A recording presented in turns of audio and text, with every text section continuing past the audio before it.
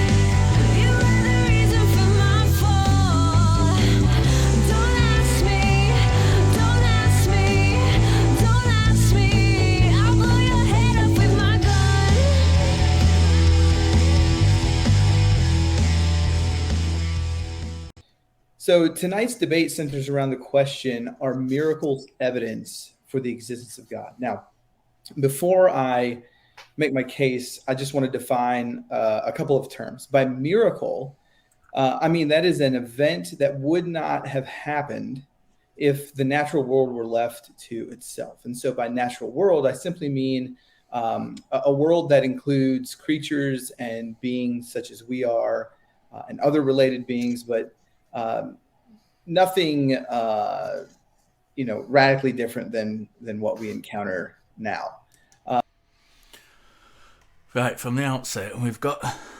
certainly I had a little bit of a problem with this, with Dean's definition of miracle. Essentially that does not occur if the natural world had been left to its own devices. I think it becomes evident throughout this debate that the examples that Dean uses do not reflect that so much. In fact, he uses examples which reflect the kind of definition that I later give, and try to spend a large chunk of the beginning of this debate trying to get him to agree to. And but we'll come back onto that in a little while. By evidence, I mean any consideration that, if true, raises the probability of a hypothesis. And by God, I'm simply... Right. Evidence, again, is a definition of evidence is weird. Something that, if true, raises the possibility of a hypothesis. I think certainly I define evidence as that which demonstrates a claim to be true. Dean seems to want to be using it in a really weird way. First of all, his definition of evidence doesn't actually evidence anything. He just says it's something that, if it's true, well, that's not evidence. If something's true, that's not evidence that it is true. And that just raises the chance or the claim of a hypothesis being true. Again, it's an enormously vague, in fact, it's a vacuous definition which doesn't really apply to anything or mean anything. Let's go on to his definition of God.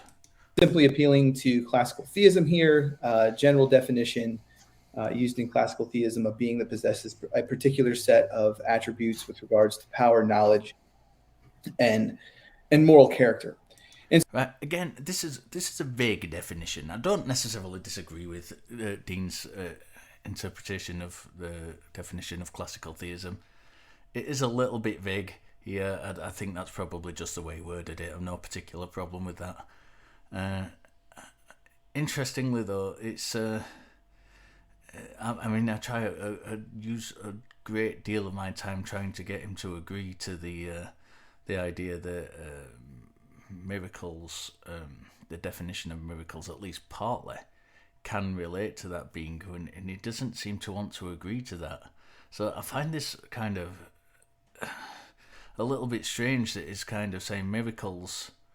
The debate title is "Do miracles evidence God?" essentially, and his own definitions wouldn't allow for miracles to do that. His definition of miracles, that thing that if the natural world was left to its own devices, that's vacuous and could mean anything. But doesn't necessarily demonstrate God. But we'll move on. And so, given these definitions, my goal tonight is merely to affirm basic logic regarding the question: are miracles evidence for the existence of God? So, the audience should note that the question itself presupposes the existence of miracles. Just right. I've had quite a lot of feedback on this, and a lot of people they weren't very happy with Dean's kind of stance here, that the question presupposes miracles. Initially, I kind of agreed, but I actually don't mind that. I think the problem is that his definition of miracle is so vague that it doesn't really mean anything. Now, if we go with the definition that I present in my opening, and in fact all of Dean's examples kind of adhere to, which is ironic, seeing as it didn't really want to agree to that definition, then yeah, I'm quite happy to presuppose that miracles exist, because that term in itself, as I will demonstrate shortly, is kind of vacuous and includes lots of mundane things. In this kind of definition of it, winning the lottery could be termed a miracle, and I'm quite happy to agree to that. But I think it's kind of trying to say here that we presuppose miracles, therefore God. But as I'm about to talk about miracles, it's not that easy, given the definition of miracles that I put forward. But let's move forward. Just like the question, are eyes evidence for the existence of vision? The question presupposes that eyes are present. So it isn't. It would also be wrong, because eyes aren't necessarily necessary for vision. Only light receiving cells are. But let's in the most basic understanding. But let's move on. Given that miracles exist, do they raise the probability of God's existence? And I think not using your definition of it, they don't know. Your definition is simply that which would not occur if nature was left to its own devices, which in itself, again, is a very, very loose terminology. And I'll touch on that again in a bit later as well. I'm going to stop rambling now. This is long enough without me rambling. Notice what the question does not require. It does not require examples or a defense of miracle claims from any religious text, even though there are. This made me laugh, because throughout the debate, Dean actually gave examples from religious texts, and nor does it require the example and defense of a modern day miracle claim. Though he gave examples of those as well.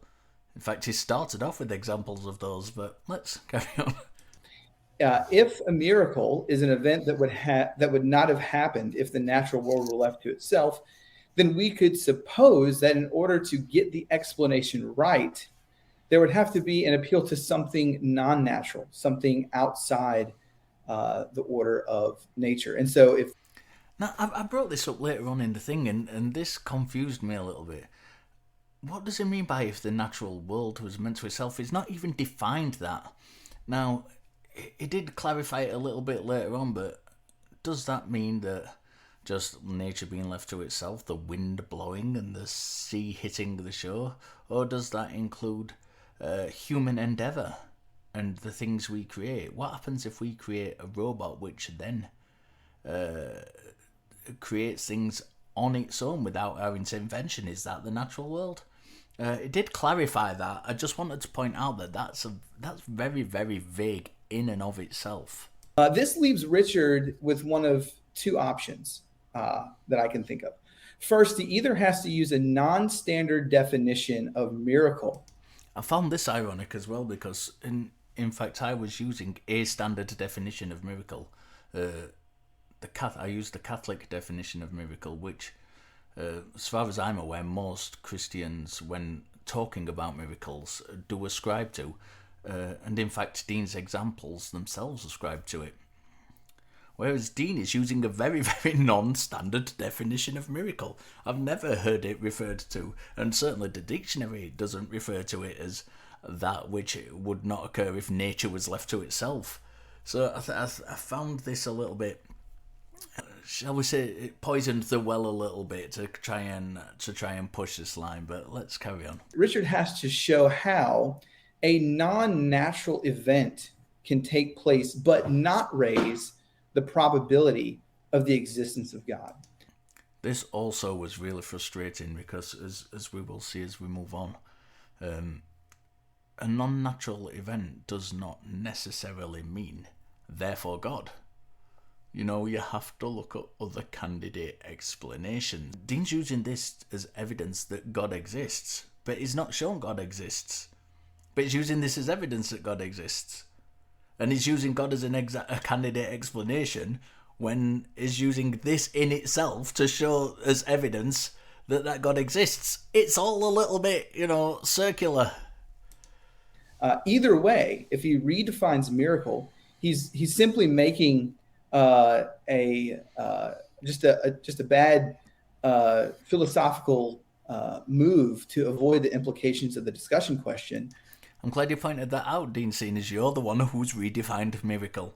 For this, and I know Dean's not a Catholic, but I've used the Catholic definition of miracle just simply because it seems to be the most encompassing one of kind of general Christian claims around miracles. So, I got a bit of pushback from my own friends on this, but I think it's very important to know that, really to zoom in and pinpoint on the fact that, as far as I am aware, all Christians who talk of miracles use certainly parallels, if not this exact definition, and certainly all of Dean's examples adhered to this definition.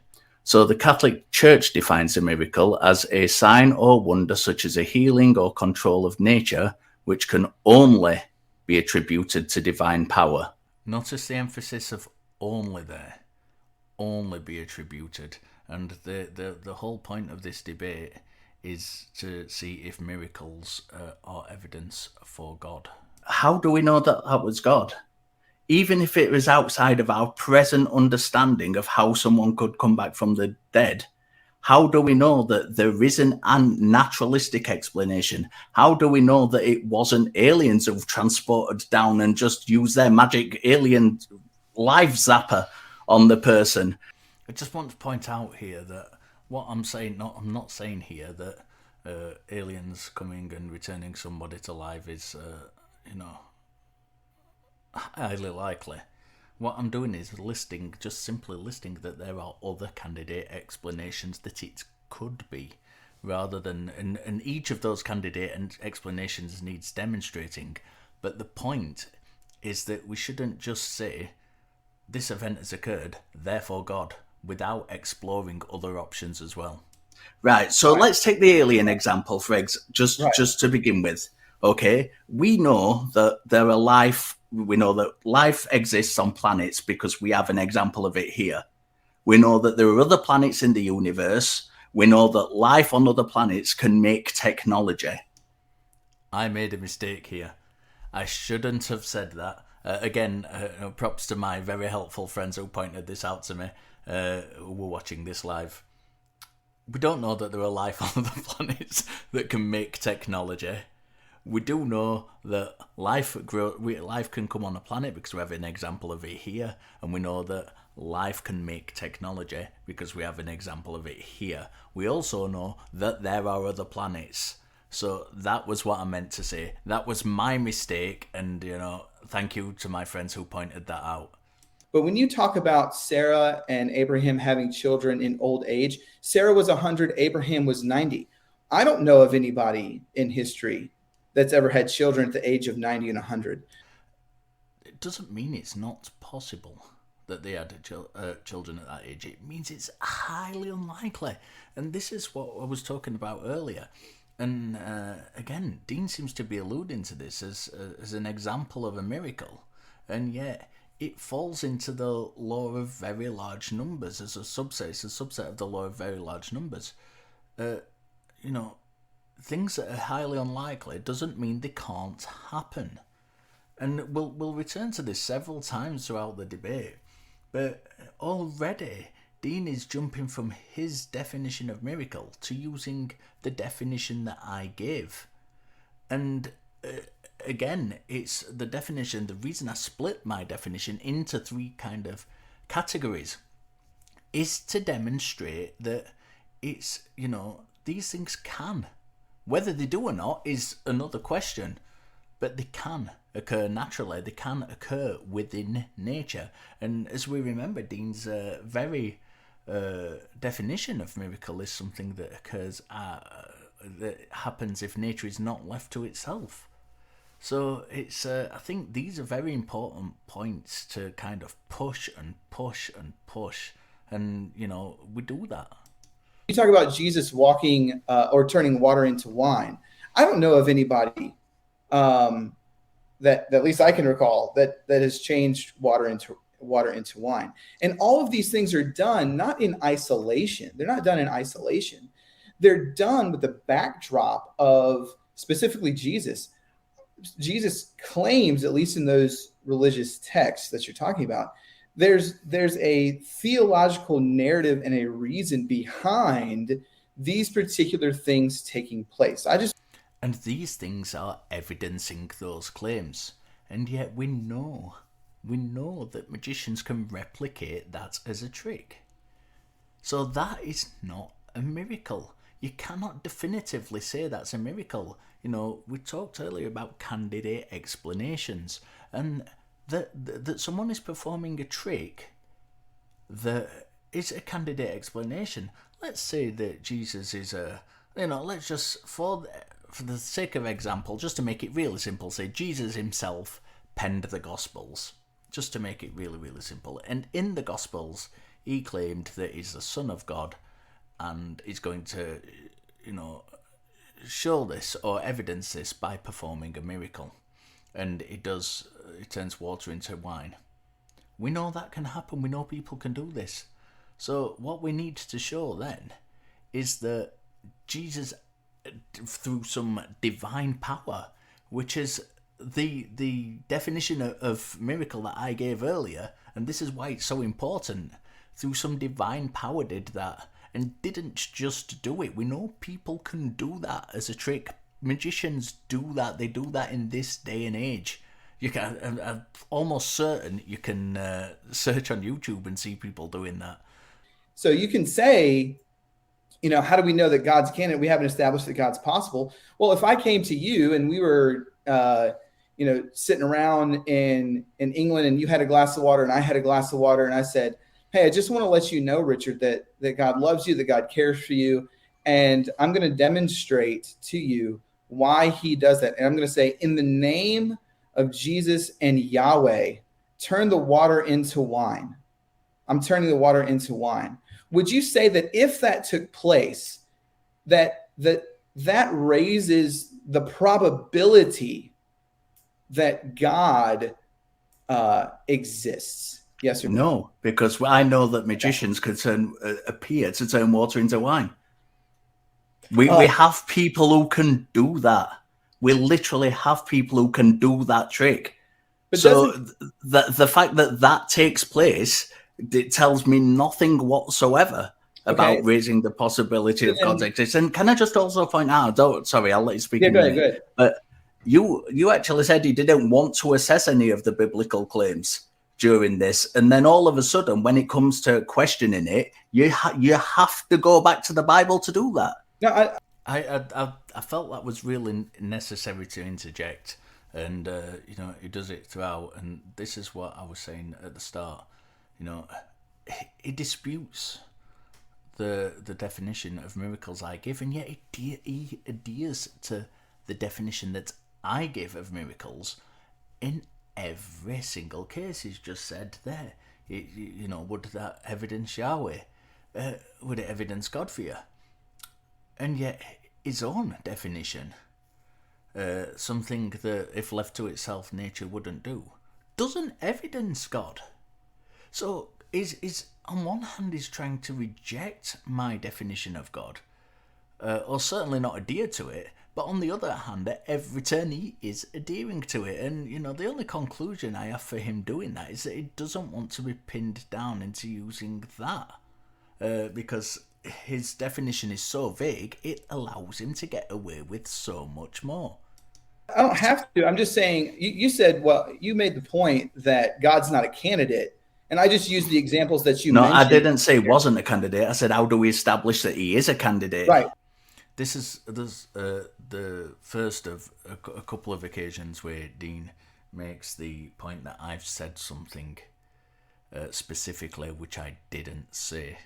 And we're all prone to mishearing, and there's an example later on where I may have done so as well, and we're all prone to this. So we can all do better with that, whether it's me or Dean. But it's worth pointing things out. I'd want it pointing out to me.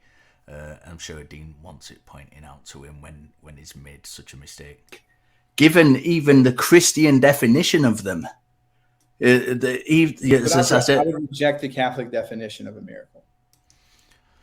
So Dean's saying here he rejects the Catholic definition of a miracle. This is a start of quite a lot of toing and throwing on this subject. It's something I wish we could have avoided. I could have probably done something to handle that better, but it didn't occur. I think it frustrated quite a lot of the people watching this debate as well. So, it's something, for me to watch in the future to kind of push forward on a more stringent way of doing that, rather than allowing us to go round and round for so long. Right. So what I'm saying a miracle is to be more general, and I think it would be more fair, actually, would be to say, as I don't think it's been more fair at all. I think it's been, I don't think it's been even general. I think it's simply confusing. I think it has no real meaning, the kind of definition Dean's using. And as we've seen, and as we will continue to see, his own examples don't adhere to his own definition, adhere to the definition that he appears to be rejecting here. A miracle is an event that would not have happened if the natural world were left to itself, right? So that's fairly general. And yet, the having birth in old age could happen if the natural world was left to itself. Quite problematic. Yeah, you'd have to.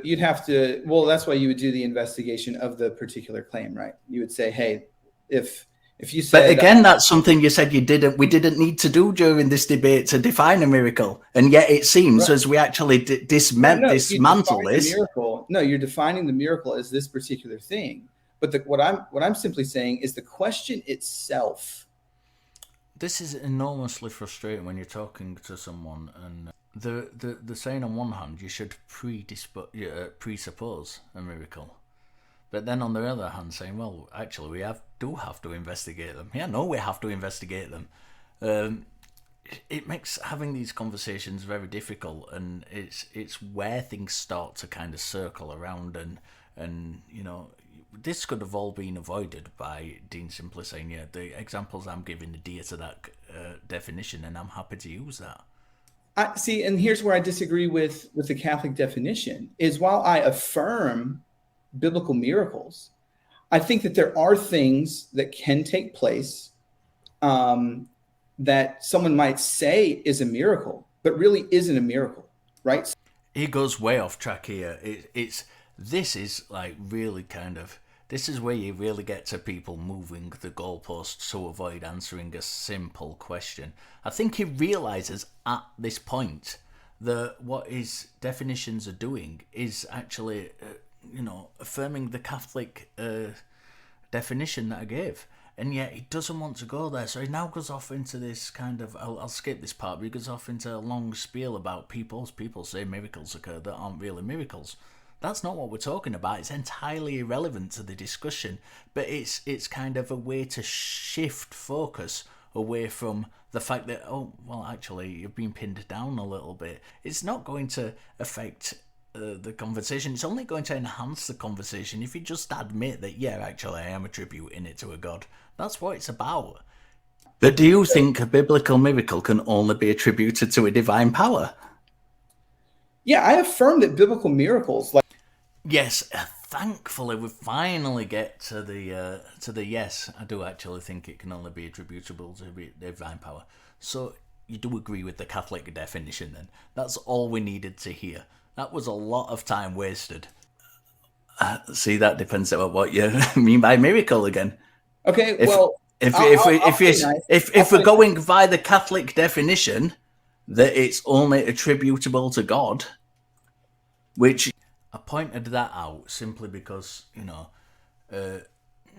given the kind of biblical miracles we have, and the three kind of candidates that are presented in my opening, that it's not necessarily something that could be attributed to God. So I was very, very specific there, so I could properly answer Dean's question, because I didn't want to jump into, it might not be a miracle if it's only this X or Y. I wanted to specifically address if it's a supernatural claim. Is Jesus being raised from the dead only attributable to God? I mean, it's a yes or no answer. It shouldn't really, take much thinking about. From my wife about the kid. Sorry. So I'm simply saying the definition that I'm using for miracle is one in which it's an event that simply would not happen given nature being left to itself. Why is it so hard to answer questions? So for instance, I don't know what the rate of... So TV's been made a miracle in your view then, because that's not nature being left to itself, is it? Sure it is. Natural beings like you and I, which are within the natural world, make TVs, Richard. So that's... Apologies, it does clarify this. I thought he'd missed it, but he does. I was right in remembering that it does actually clarify that technology is not outside of nature. So, I apologize for that. I'll go ahead, for that question, I'll accept Richard's definition and say, okay, it's attributable. It's a event that's attributed to God. All right. It's already agreed on a couple of different occasions that that is what a miracle is when push came to shove. So I don't know why he's saying it plays nice. I think this is just a way of Dean saying, that is kind of where we're going. So let's just get on with it, which I appreciate. We should have done that a long time ago. You can't simply say, if a vortex appeared in front of me on the screen now, we couldn't just say miracle God. We'd have to look at other candidate explanations for it. So let me think can I give you a hypothetical? Yeah, sure. Okay, so if you and I, we were in Sheffield, England, it's a clear night sky, and then... You're not going to get a clear night sky in Sheffield, Dean. Sorry. A meteor hits the moon and it says, Richard, Yahweh exists, repent from your sins. Would you say that was a miracle? I'd have to examine the evidence. But you saw it, right? We were both there. We saw it. Are humans not prone to seeing things that aren't there and having delusions? Well, then you have to have a really good defeater for your natural senses deceiving you. Like you'd have to have, like... Dean, this is frustrating because Dean, and it's not Dean's fault. I think a lot of people would, and not just theists, get taken in by this quite a lot of the time. I actually, I've no expertise or kind of academic training in it, but I am very, very interested in neurology and psychology, and I read a lot of books on the subject. Our senses get tricked all the time. In fact, our senses work by getting tricked. So what we see out there is not what's processed and not what's constructed in here. By default, the way we operate is, by our senses being tricked about what's out there. So this is frustrating because kind of this line of questioning from Dean, although I stress very much it's not his fault here. I think a lot of people would go down the same line, but it's not really very very helpful. We just simply cannot trust our senses, even if completely sober, lucid, without any kind of mental impairment. We're still prone to our senses playing tricks on us. So it's frustrating, but it's part of the conversation. I wish we hadn't have gone down this route, but we did. In fact, it's probably more likely, because we know these things occur, be a delusion than Yahweh writing our name in his name in the moon via a meteor. Doesn't necessarily have to be a delusion either. As I've said, it could very simply be just that we're mistaken. We might be seeing, so it's not necessarily a delusion from the part of our brain. It might just be that we're mistaken.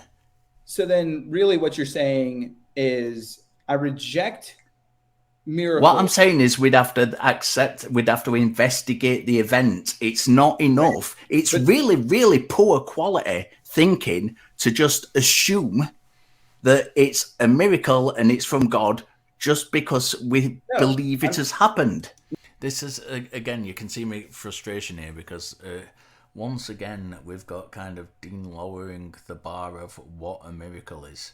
I would think that if exactly the same thing occurred, but it spelled out Allah, or if it spelled out Brahma, that Dean wouldn't be convinced by that.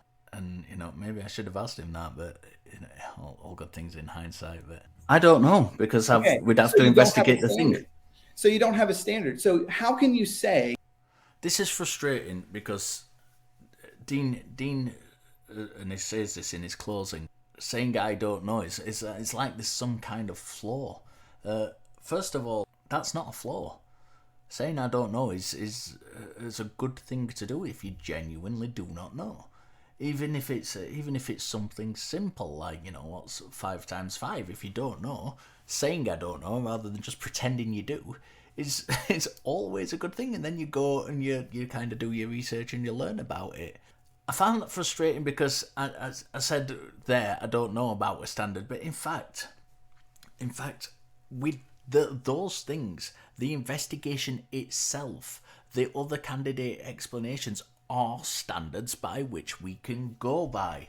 So it's like going to a sword fight, with a piece of paper and saying, you know what, I'm not sure that that's a sword. I'll just point out here that, again, going back to my opening and the 3 kind of things, the things that were acclaimed as miracles could, for the very, very, very, very best for the theist, could unattributable or don't only have the one candidate explanation, and in fact they do in many, many, many cases, as we've already seen during this debate. They could have lots of different explanations for them. So it's, Dean's example of a sword isn't quite right because we know swords exist. I know swords exist, so I'm not going to kind of deny that there's a sword there. What I'm saying is, we can't say that it's a miracle only from God, because we've never, as far as we know, we've never experienced, and we certainly have no examples of anything that is only attributable to God as a miracle. How do you know that a miracle took place? And you're saying, well, we have to investigate it. But then when we investigate it, how do we investigate it? And you're like, well, I don't know. I don't have. I've not said I don't know. In fact, I've said on a couple of occasions with the examples they've given, we have things that we can actually investigate. They are the standards that we're using. Okay. So then what would make you think that you weren't deluded and saw a miracle? I don't know, is pushing this particular deluded line. I don't know if it's something I said particularly. I think I gave it as one of the options of several. It seems to be kind of taking that as that being the only thing I said, which wasn't the case. I still think that raises the probability that a miracle has taken place if a multitude of good eyewitness testimony happens. I wish we could have gone into eyewitness testimony in some detail. To me, that's clearly what he's trying to kind of put forward here, that there is good eyewitness testimony for the Gospels and for Jesus' resurrection, therefore it happened. Unfortunately, we didn't get to investigate that. So we know these things happen, so it's a very, very low standard just to say, well, a number of people have seen it, therefore it's true. Right. You'd have to also, and I think you'd have to do, and I think that's a fair point. I think you'd have to do a little bit more investigation with regards to that. But I appreciate Dean saying that's a fair point. I think it's a very fair point that I made, and I think it's good of him to actually acknowledge that rather than try and kind of dance around it. So I appreciate that. And I think that, the definition that you've given, while I disagree with it, I think it's a little bit too. I'm not sure why he's flip-flopping between agreeing and disagreeing with this definition that I've given. And, I think it's very, very important, especially with biblical claims. I don't want to kind of flog a dead horse here, but we've got to, the biblical claims, the miracle claims in the Bible aren't specifically attributable to a God figure. There's lots of other explanations for them, or potential explanations for them. You can't just say God. You can't just say foregone conclusion, God done it, and that evidence God, because it's simply not the case when you've got so many other candidate explanations. What's the definition of a miracle? Here's the definition of a miracle. All right, does that raise the probability that God exists? This frustrating kind of. This is what evidence mean. This doesn't evidence anything. The kind of definition that evidence is something that, if true, raises the possibility of something. That's so vague and watery that it doesn't mean anything. Why not just simply say evidence is something that demonstrates a claim? Much, much easier, much more straightforward. Does it occur? Does this apply to this? Yes, no. Simple. It's unlikely, it's improbable, but it's not impossible in physics that could actually happen.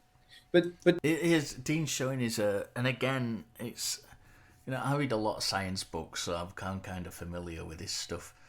I don't particularly blame Dean for that. It's if you're not familiar with he's a fan of William Lane Craig. He's clearly not big into his science. I don't know Dean's specific views on certain scientific claims, but that's he can't be held accountable for that. It's just something I felt that I needed to point out, that these things you're throwing at me, these miracle claims you're throwing at me, these non-natural events aren't necessarily what you think they are. But it's another example of Dean just like coming up with something he doesn't quite understand, so therefore God. It's lowering the bar. While this particular scenario may be, there's this small percentage of possibility that says that this could take place in nature, and therefore, no matter what radical... Well, I have to do that because you're saying that this couldn't happen in nature. It just seems... That's the point I was trying to get across there.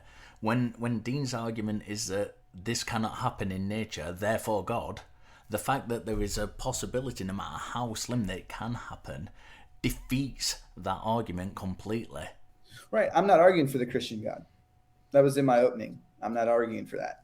I'm arguing for a general idea that God exists because I want to be fair. I want to be fair to the possible candidates of this God. I simply said, hey, general theism, a being that has particular attributes with regards to knowledge.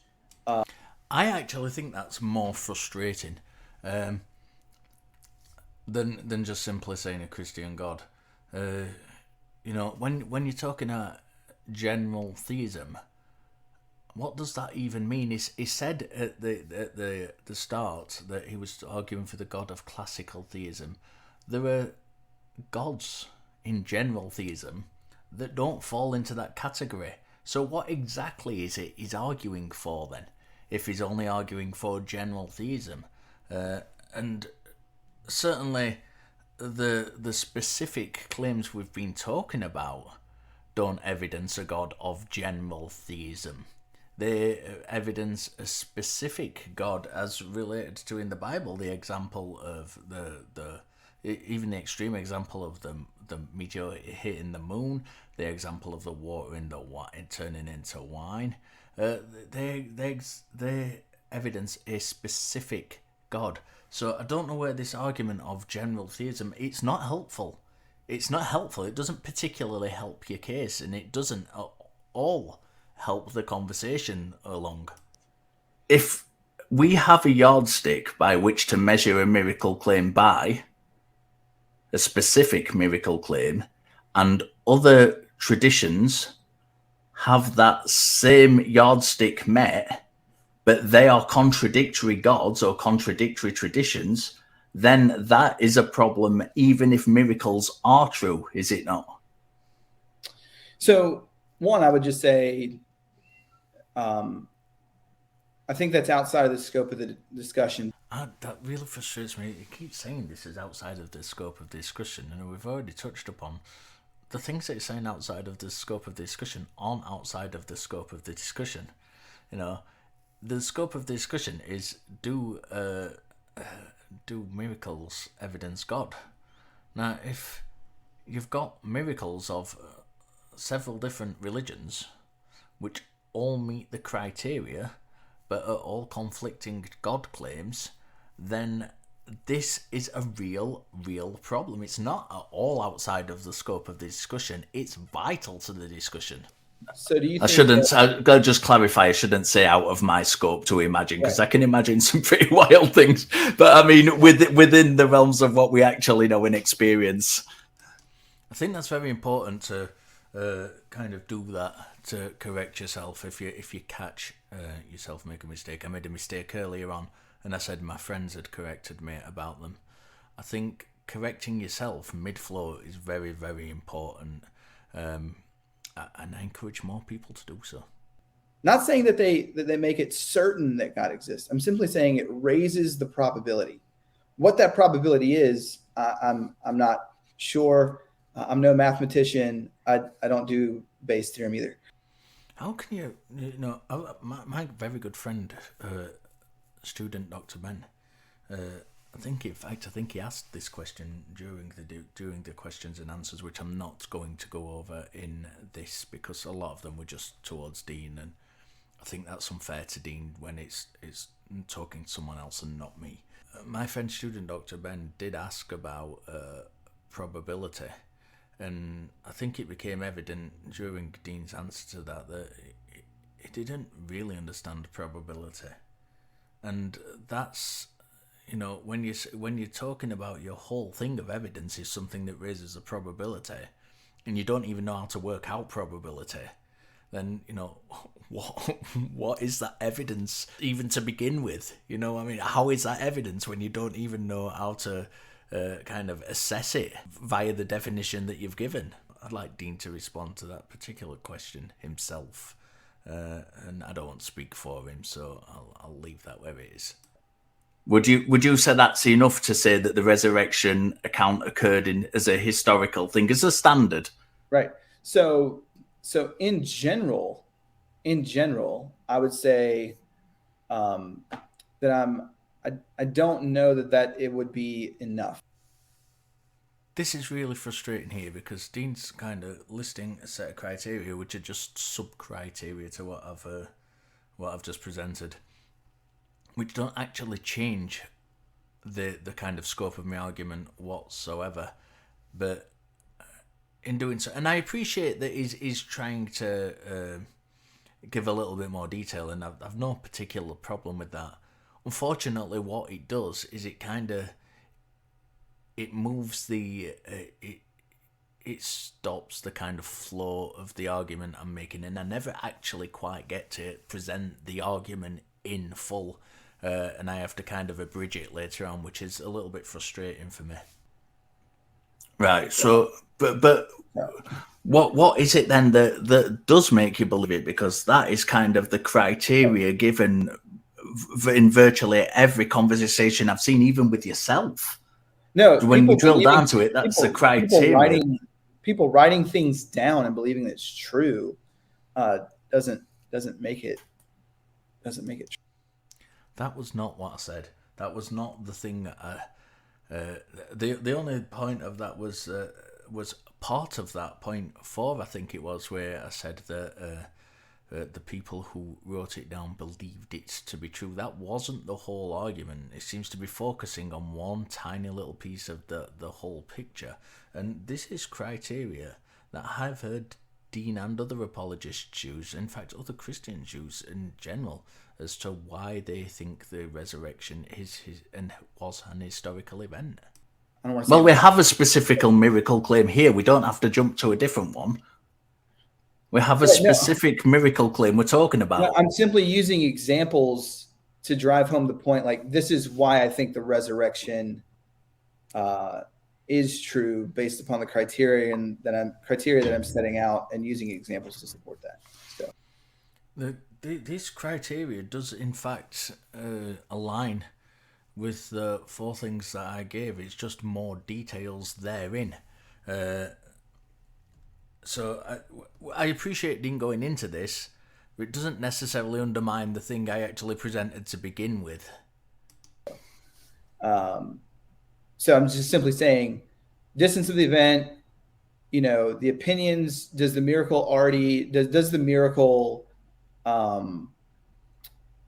just affirm opinions that are already existent? This is very important because Dean has said this a couple of times now, that does it affirm things that are already existent. Later on, he actually changes his tune on this a little bit, and he starts saying that they go against things that were already distant. And I do actually have to point to him and say, you may want to listen back to what you've said, because you're actually saying something different to what you originally said to me. But, we'll get to that part. Belated reports. So if you have the report of the miracle, and it comes, 500 years after the case, is that a good testament to the miracle probably happened? No. Trivial events, there's no significant purpose behind it. Stephen Law gives this example when he's talking about it. And then self-serving events. This is frustrating, and it's frustrating for me because, and I'm sure Dean is well aware of this, that there are some scholars who, and I'm not saying it is the case because these scholars say so, and in fact it doesn't actually affect the criteria I gave, but it's worth pointing out. There are some scholars that think the gospel accounts are self-serving, at least in part. And I'm not just talking about skeptical scholars or atheist scholars, many Christian scholars, and it's subtle. Whether are they talking about are they writing for a certain community? Are they writing with their own opinion in mind? Are they slightly changing things to put their spin on it? But many scholars actually do think they are. I think that can be called self-serving, and like I say, it's an aside, but I think it's an important one to point out. That's a right. well-known. Well, then you have to establish, and once again, that's not the only piece. It's part of it. It's not the full totality.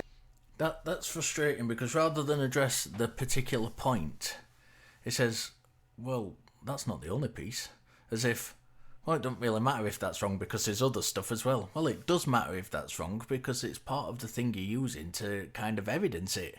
So it's actually quite important that might be wrong.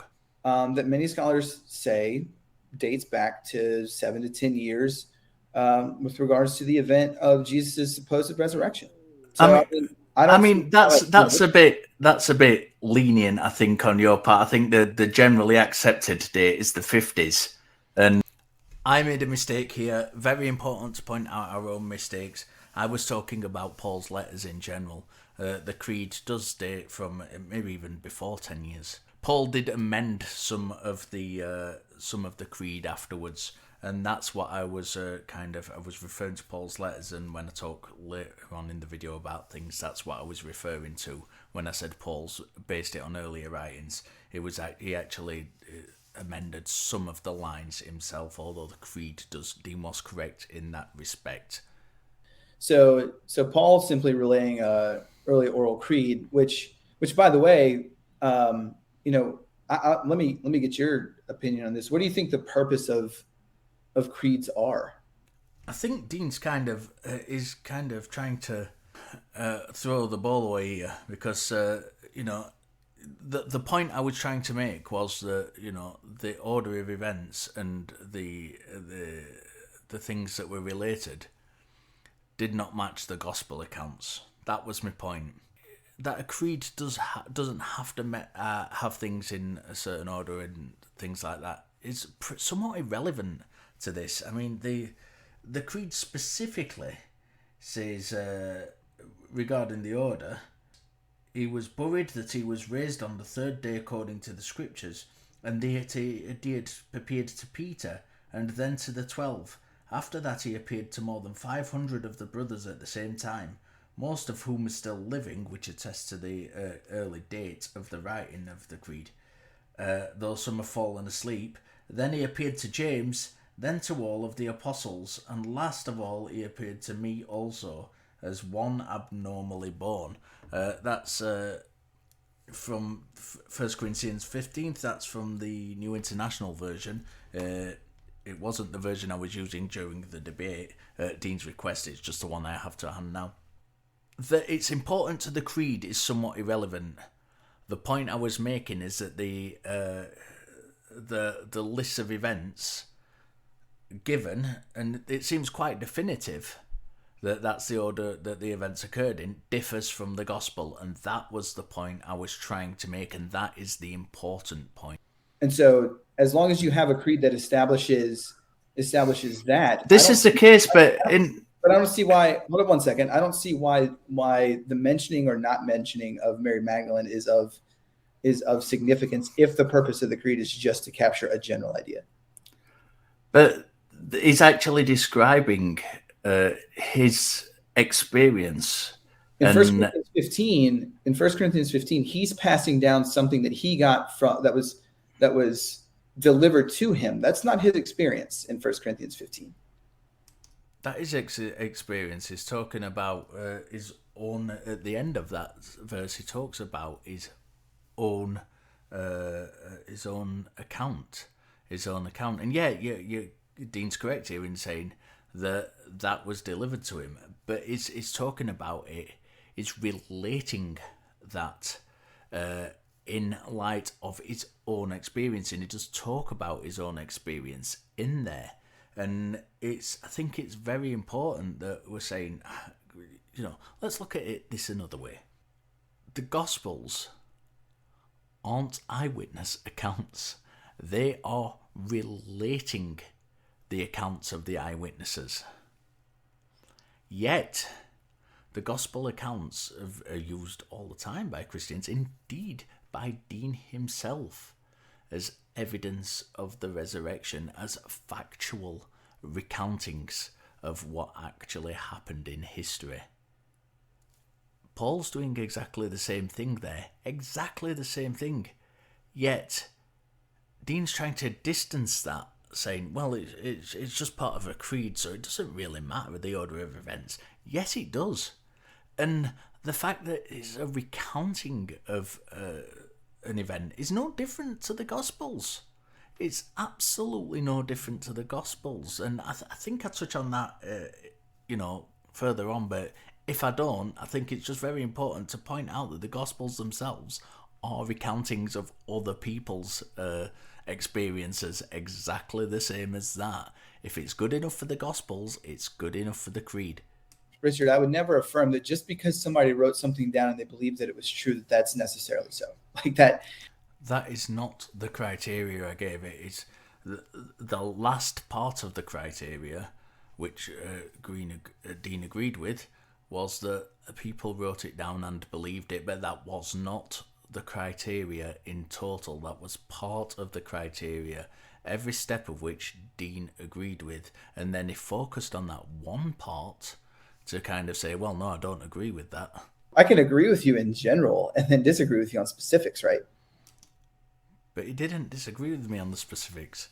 This is the point I was trying to get at. The fact is that the specific examples he gave, and I've written them down here again just for clarity.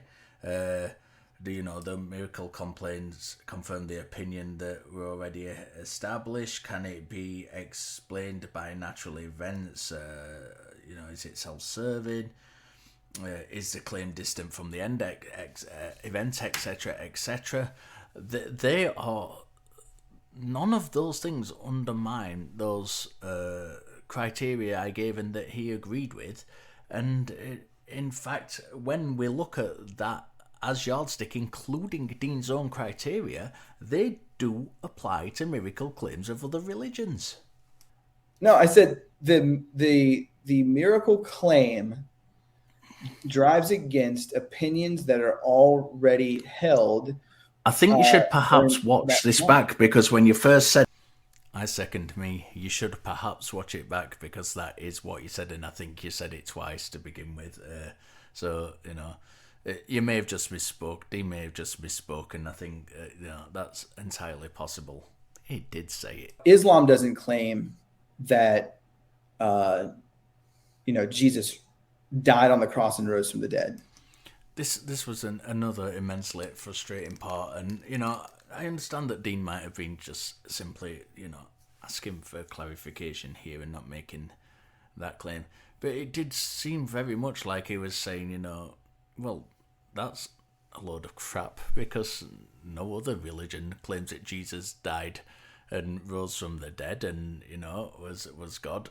That's not what I was saying. I was saying other religions have parallel supernatural or miracle claims in them, and if we apply this criteria, the same criteria, both the one I put forward that Dean agreed with and then kind of disagreed with because he focused on one small part of it, but the criteria that Dean agreed with, and indeed his own expansion on that, which didn't really detract from the criteria I gave anyway, those miracle claims also appear in that context to be true.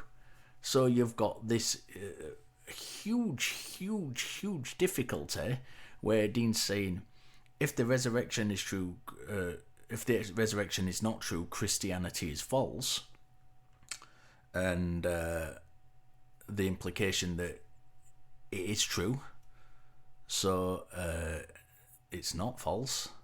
And yet you've got the same criteria saying, the same yardstick saying Islam is true and Buddhism is true. You've got that's different. They can't all be true. They cannot all be true. So you've got a huge difficulty here, and that was the point I've been trying to get across for probably the last hour of the conversation we were having. Muhammad rode on a winged horse, and I believe it's split the moon in half, right? Is that the correct one? Or rode on a winged horse. How many people, in the writing attest to seeing that? This is frustrating again. because the writing is reports, and how many people in the gospel accounts attest to seeing it? It depends which one you read, because they're all completely different. So it's not really a very good comparison to use when we don't even know in the Christian writings and the things you're using to evidence Christianity that we don't know how many people attest to it. It really depends on which account you're using, and as I've already said, these are just reports of people witnessing them. These aren't the reports of the people who witnessed them. That is the same thing. It's somebody writing about an event. It's writing about a claim. Who's the writer of that? Notice how Dean moves here and doesn't address the point I've just made, but goes on to something else. It would have been nice if we could have addressed the actual point that I made. We have methods to investigate them, which could show that they're not miracles. Okay. That's a very, very important point. I know it's been stressed a couple of times, but it's really, really important to understand that you can't just say, it's not just me saying, nope, no miracle whatsoever. It's me saying, look, we can investigate these things. And, when we investigate the miracle claims in the Bible, or in any religion, but, we're talking specifically about the Bible here, those things can be replicated. Those things fall into the law of very large numbers. Those things, even if we accept that we currently don't understand how they were done, that does not automatically mean God done it. And that's the very, very, very important point that I keep trying to hammer home, and that seems completely lost upon Dean. To accept the first two categories as miracles, you've got to lower your standards of of how you investigate things and what you accept as evidence. To accept the third standard as a miracle, which is only attributable to God, then or the God of classical theism, which is what Dean wants to talk about, then you have to just kind of say, well, I just want it to be God and ignore any other candidate explanations, and it's not good enough. It is not good enough. And if we flipped the tables and talked about exclusively about the miracle claims in Buddhism or exclusively about the miracle claims in the Quran, Dean wouldn't accept them given the same criteria, and that is the whole point that I was trying to get across. Not having a standard and therefore never being able to affirm. How many times does it need saying? How many times does it need saying? We have standards by which we can investigate them, and in every single case, certainly every case that Dean's presented during this debate, and every case in not just the Bible, but in any set of religious texts, there are standards by which we can say, well, that's not sufficient. That's, there's no evidence for that. If you want to talk specifically about Muhammad chopping the moon in half, there's no evidence that actually occurred. Did a very good job gluing it back together because it erased all evidence of it whatsoever. And when we look at the kind of, what could it be? What alternative explanations are there? We have many. So the claims do not stand up to scrutiny. 10 minutes ago, I went down 1, 2, 3, 4, 5, 6 things by which you could establish that it'd be more probable than not that a miracle took. And 1, 2, 3, 4, 5, 6 things which also apply to different religions and evidence their religions, their miracle claims. It's a bit problematic. A miracle, since the question presupposes a miracle, had to show how a miracle doesn't raise the probability. This is immensely frustrating that Dean's going with this in his closing when we've had lengthy discussion, and it's quite evident that the miracle claims that he put forward adhere to the definition of miracle that I actually gave. And he's still, and I gave big explanation as to why that's problematic, and you can't, even if you do presuppose them, then it doesn't necessarily point to a God. That he's still pushing this in his closing, it says to me, hasn't listened. I mean, my opening statement went into the difficulty of this, and still 2 hours later, and the time that it took us in the debate, he was still pushing the same line. It would be nice if someone who you're talking to actually listened to the things that you were saying, rather than just finishing on exactly the same stance despite what you've said. At least I took into account the definition Dean was using and pointed out the problems with that. He just simply said he didn't agree with the definition I was using, and then adhered to it with every example he gave. Hugely frustrating, hugely frustrating. One thing that kept coming up is that Richard kept saying, when questioned, either I don't know or I don't have a standard. There's nothing wrong with saying I don't know, and if it's a legitimate kind of opinion to hold. If you don't know something, say you don't know, go out and investigate it and find out. And how many times was it said during the debate that there was a standard? Tens of times it was said that there was a standard. Again, as I've just said, it's hugely frustrating when it appears somebody doesn't listen to a single word you say during the debate. I'd like to think that my ears were on a little bit more than Dean's. What we actually talked about for the second half of the debate was not within the purview, in my opinion, in the purview of the actual debate topic. While it was fruitful and I liked it, it wasn't the debate topic. So he didn't give... And again, just to address that, I think it was perfectly legitimate within the range of the debate topic.